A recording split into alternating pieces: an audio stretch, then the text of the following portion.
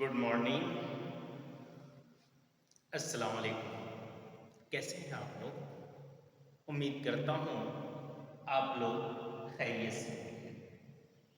चलिए पढ़ाई की शुरुआत करते हैं और जानते हैं न्यूलैंड के अष्टक नियम। न्यूलैंड के 8 के नियम को हम समझने की कोशिश करते हैं कि न्यूलैंड का 8 का नियम क्या है। देखिए न्यूलैंड का जो 8 का नियम अष्टक नियम है, उन्होंने बताया कि यदि तत्वों को उनके परमाणु भार के बढ़ते हुए क्रम में व्यवस्थित किया जाए, जमाया जाए, तो हर 8वां तत्व पहले तत्व के गुणों में समानता रखता है। कहने का मतलब ये कि जो पहला तत्व होगा और फिर जो 8वां तत्व होगा, उनका गुण क्या होगा? समान होगा। जैसे कि संगीत का स्वर सारे गामा पा ध्वनि होता है। न्यूलैंड ने 1864 में ये ब्रिटिश वैज्ञानिक न्यूलैंड ने ये बात बताई, ये ज्ञात किया कि जो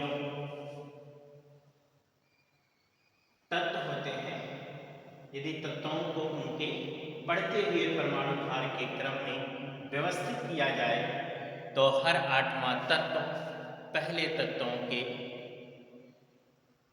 पहले तत्व से गुणों में समानता रखता है। जैसे कि संगीत में 8वां स्वर पुनः दोहराया जाता है। उदाहरण के रूप में सा, रे, गा,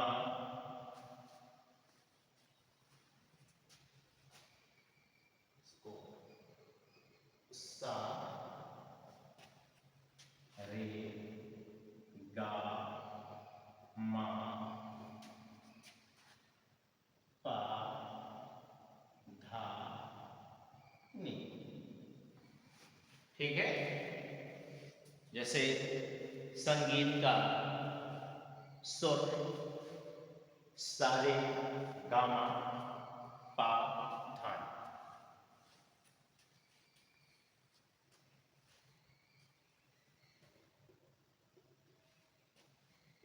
3, 4, 5, 6, 7। ठीक है। अब यहाँ पर हम तत्वों को उनके परमाणु भार के बढ़ते क्रम में हम क्या करें? जमा दें। ठीक है। Lithium, beryllium, boron, carbon, nitrogen, oxygen, fluorine. उसके बाद आपका जो 8वां तत्व होगा वो आएगा क्या? Sodium, magnesium, aluminium, silicon, phosphorus, oxygen, sulphur, chlorine, फिर यहाँ पर पोटेशियम और कैल्शियम। ये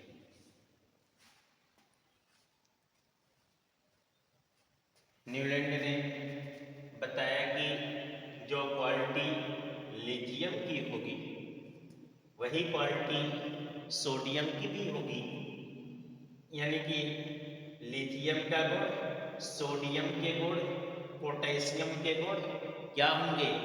आपस में एक दूसरे से मिलते होंगे। आपस में ये एक दूसरे से गुणों में समान होंगे, सिमिलैरिटी इनमें कुछ न कुछ होगी, समानता होगी इनमें कुछ न कुछ। इसी तरह से बेरिलियम, मैग्नीशियम और कैल्शियम, यानी कि आगे बात करूं तो बोरान, एल्युमिनियम के गुण में सिमिलैरिटी, तत्वों के बढ़ते हुए क्रम के हिसाब से देखा जाए तो इनके जो हर 8वें तत्व के बाद जो तत्व आएगा, इनके गुणों में 8वें तत्व का यानी पहले वाले तत्व के गुणों में समानता है। ये बात बताया नीलैंड ने, ब्रिटिश वैज्ञानिक 1864 ने ये बातें बताई। कुछ किताबों में आपको 1865 या 1863 मिलेगा, आप घबराइएगा नहीं, बात वही है ना। ठीक है, अब ये न्यूलैंड का 8 का नियम समझ में आ गया आपको।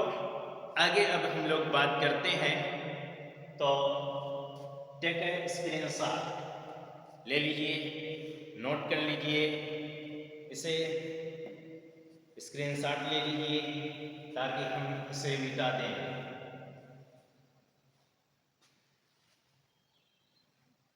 है ना, मिटा दें कि मिटा दो अपनी हस्ती को, अगर कुछ मर्तबा चाहो कि दाना खाक में मिलकर गुलो गुलजार होता है। अब हम लोग आगे बात करेंगे लोथर मेयर अरेंजमेंट के बारे में। लोथर मेयर व्यवस्था, लोथर मेयर व्यवस्था, लोथर मेयर अरेंजमेंट।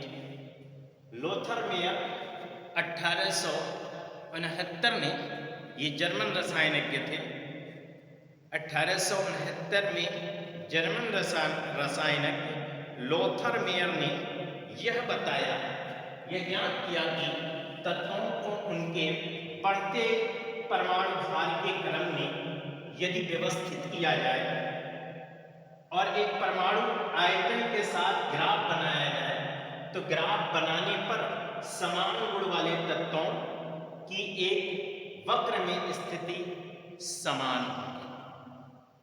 उन्होंने ये बताया कि लिथियम,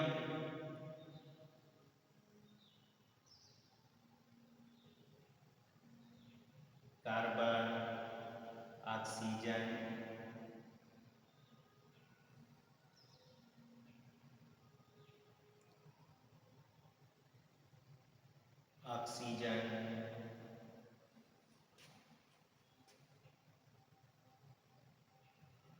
फ्लोरीन,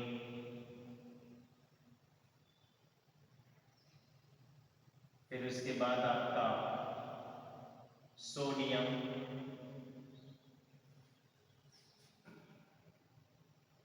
एल्युमिनियम, क्लोरीन,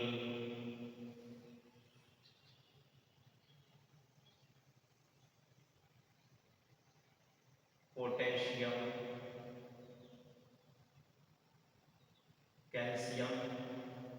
इस तरह से एक वक्र अगर बनाया जाए, तत्वों का एक ग्राफ बनाया जाए, तो इस ग्राफ पर क्या होंगे, देखिए लिथियम यहाँ, सोडियम यहाँ, पोटेशियम यहाँ, सब जो है एक वक्र में होंगे।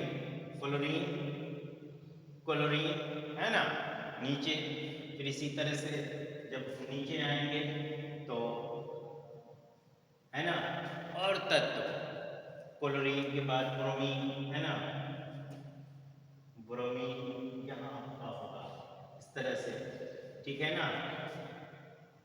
तो ये जो है क्रम क्या होगा, इसी तरह से ग्राफ बनाया गया तो समान गुण वाले जो तत्व होंगे वो एक वक्र स्थिति में समान होंगे। यानी कि इन्होंने यह सिद्धांत परमाणु आयतन पर दिया था, इनका यह सिद्धांत परमाणु आयतन पर आधारित था। और परमाणु आयतन बराबर क्या होता है? परमाणु भार बटा घनत्व होता है। क्या होता है? परमाणु आयतन बराबर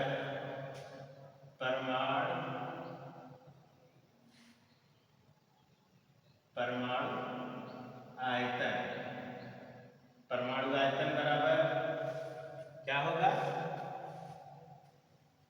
परमाणु भार बटा घनत्व। क्या होगा? परमाणु भार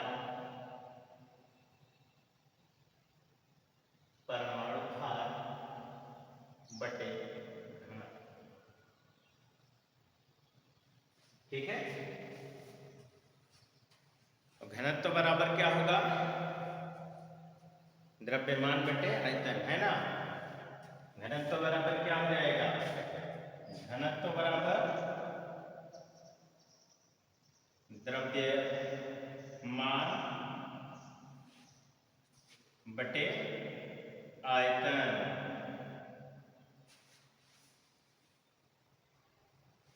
है ना। आयतन बराबर क्या हो जाएगा? आयतन बराबर क्या हो जाएगा? आयतन बराबर क्या होगा?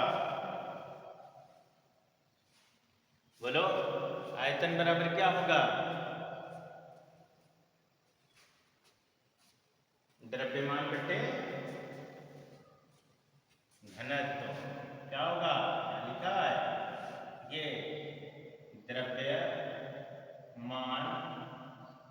बटा घनत्व। ठीक है ना। टेक स्क्रीनशॉट ले लीजिए। और अब हम लोग आगे बात करेंगे। नेक्स्ट क्लास में हम लोग बात करेंगे मेंडलीव की आवर्त सारणी के बारे में। मेंडलीव की आवर्त सारणी क्या है? तो